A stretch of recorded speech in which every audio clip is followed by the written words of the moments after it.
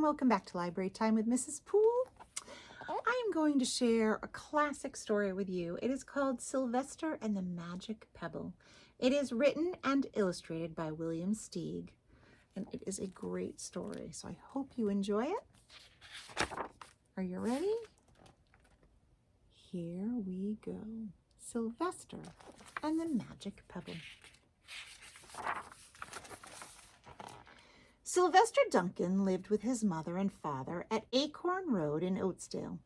One of his hobbies was collecting pebbles of unusual shape and color.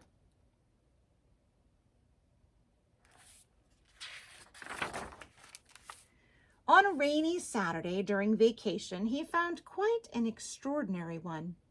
It was flaming red, shiny, and perfectly round like a marble. As he was studying this remarkable pebble, he began to shiver, probably from excitement, and the rain felt cold on his back.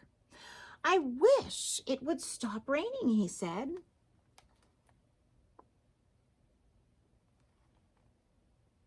To his great surprise, the rain stopped. It didn't stop gradually as rains usually do. It ceased. The drops vanished on the way down, the clouds disappeared, everything was dry, and the sun was shining as if rain had never existed.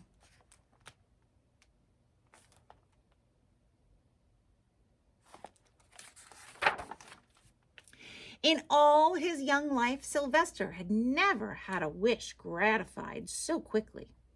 It struck him that magic must be at work, and he guessed that the magic must be in the remarkable-looking red pebble, where indeed it was. To make a test, he put the pebble on the ground and said, "I wish it would rain again." Nothing happened. But when he said the same thing holding the pebble in his hoof, the sky turned black. There was lightning and a clap of thunder, and the rain came shooting down.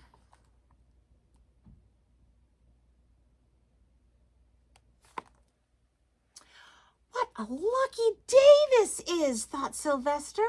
"From now on, I can have anything I want. My father and mother can have anything they want. My relatives, my friends, and anybody at all can have everything anybody wants." He wished the sunshine back in the sky, and he wished a wart on his left hind fetlock would disappear, and it did.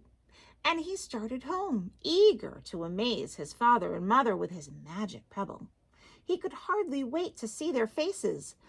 Maybe they wouldn't even believe him at first.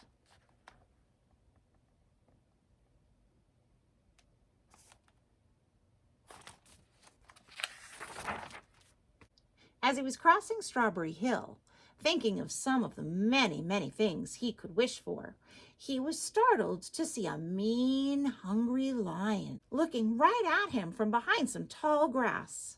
He was frightened. If he hadn't been so frightened, he could have made the lion disappear, or he could have wished himself safe at home with his father and mother. He could have wished the lion would turn into a butterfly, or a daisy, or a gnat. He could have wished many things, but he panicked and couldn't think carefully. "I wish I were a rock," he said, and he became a rock. The lion came bounding over, sniffed the rock 100 times, walked around it, and went away confused, perplexed, puzzled, and bewildered. "I saw that little donkey as clear as day. Maybe I'm going crazy," he muttered.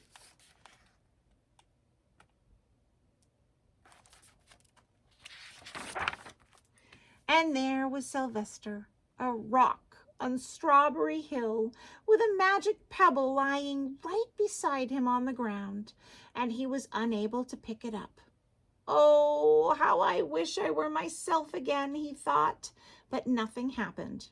He had to be touching the pebble to make the magic work, but there was nothing he could do about it.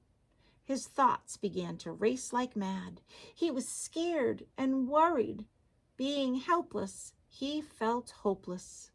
He imagined all the possibilities, and eventually he realized that his only chance of becoming himself again was for someone to find the red pebble and to wish that the rock next to it would be a donkey. Someone would surely find the red pebble. It was so bright and shiny. But what on earth would make them wish that a rock were a donkey? The chance was 1 in a billion at best. Sylvester fell asleep. What else could he do? Night came with many stars.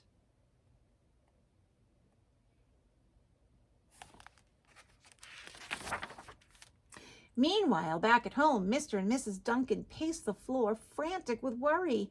Sylvester had never come home later than dinner time. Where could he be? They stayed up all night wondering what happened, expecting that Sylvester would surely turn up by morning. But he didn't, of course. Mrs. Duncan cried a lot, and Mr. Duncan did his best to soothe her. Both longed to have their dear son with them.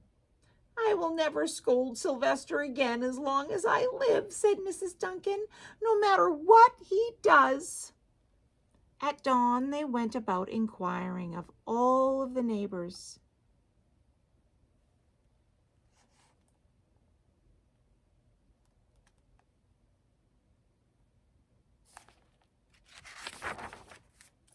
They talked to all the children, the puppies, the kittens, the colts, the piglets.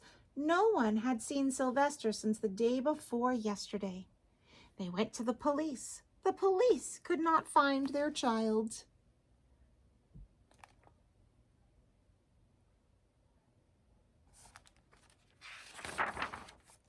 All the dogs in Oatsdale went searching for him. They sniffed behind every rock and tree and blade of grass, into every nook and gully of the neighborhood and beyond, but found not a scent of him. They sniffed the rock on Strawberry Hill, but it smelled like a rock. It didn't smell like Sylvester.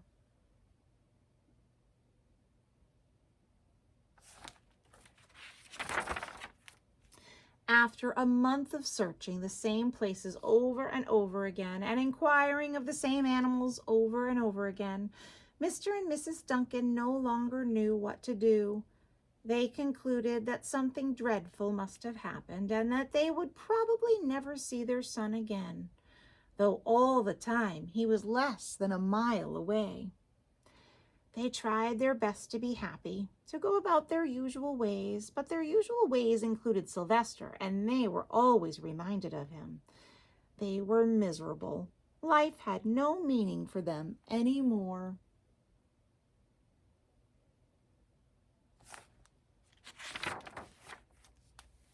Night followed day, and day followed night, over and over again. Sylvester on the hill woke up less and less often. When he was awake, he was only hopeless and unhappy. He felt he would be a rock forever, and he tried to get used to it. He went into an endless sleep. The days grew colder. Fall came with the leaves changing color. Then the leaves fell and the grass bent to the ground.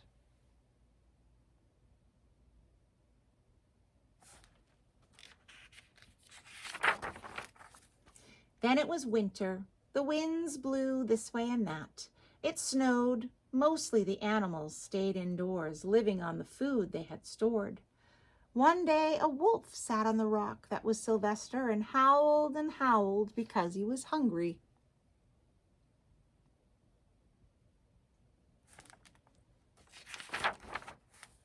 Then the snows melted. The earth warmed up in the spring sun, and things budded. Leaves were on the trees again. Flowers showed their young faces.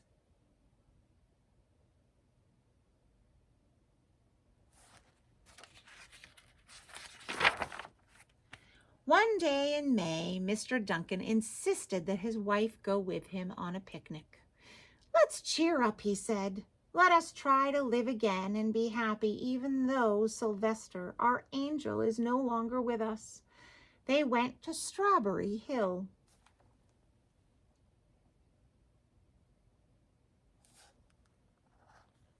Mrs. Duncan sat down on the rock. The warmth of his own mother sitting on him woke Sylvester up from his deep winter sleep. How he wanted to shout, "Mother! Father! It's me, Sylvester! I'm right here!" But he couldn't talk.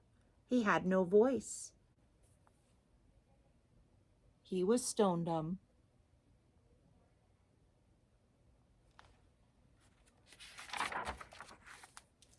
Mr. Duncan walked aimlessly about while Mrs. Duncan set out the picnic food on the rock.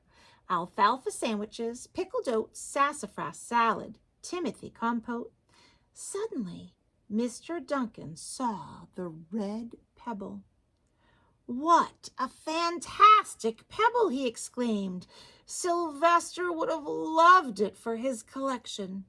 He put the pebble on the rock. They sat down to eat. Sylvester was now as wide awake as a donkey that was a rock could possibly be. Mrs. Duncan felt some mysterious excitement. "You know, Father," she said suddenly, "I have the strangest feeling that our dear Sylvester is still alive and not far away." I am, Sylvester wanted to shout, but he couldn't. If only he had realized that the pebble resting on his back was the magic pebble.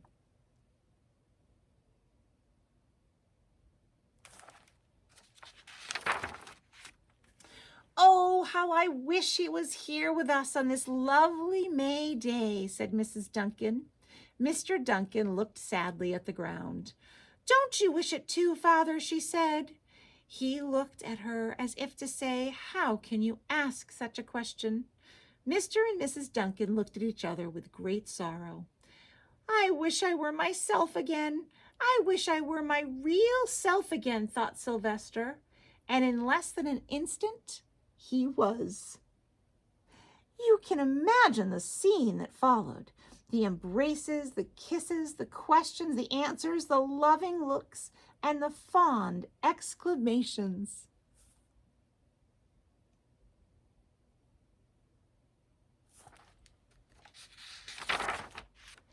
When they had eventually calmed down a bit and had gotten home, Mr. Duncan put the magic pebble in an iron safe. Someday they might want to use it, but really, for now, what more could they wish for? They all had all that they wanted. The end.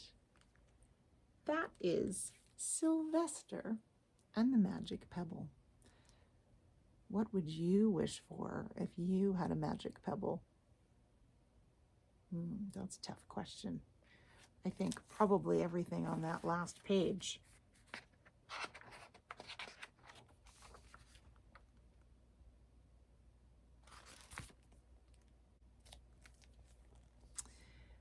I hope you enjoyed Sylvester and the Magic Pebble. Until we share another story, happy reading.